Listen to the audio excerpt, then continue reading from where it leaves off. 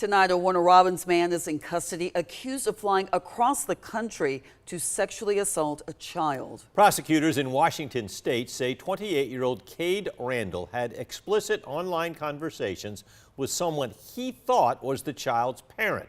But federal agents say Randall was actually communicating with an undercover officer working with the Internet Crimes Against Children Task Force. Jasmine Lee joins us in studio to break down what happened and where the case stands.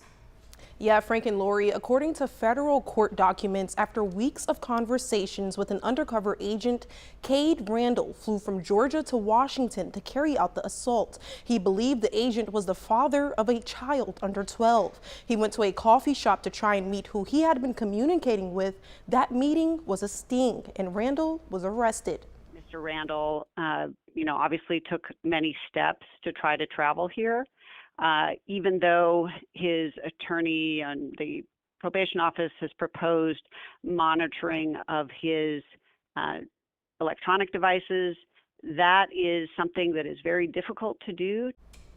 As you heard, right now officials are considering terms of bail in this case, with evidence being gathered on either side. Randall's communication with the undercover agent started in late September, with court documents showing Randall told the undercover agent he intended to abuse the child and record it. He also talked about the child's age, implying he prefers younger children. Documents also note he referred to previous access to other children. After weeks of conversation, Randall traveled to Washington state with the U.S. Attorney's Office in Washington state wrote, saying, quote, "The only thing that stopped Randall from acting on his plans was his arrest." I spoke with the public affairs officer for that attorney office, who says they are now addressing the next steps in the case. We have argued that for community safety, he needs to be detained pending trial.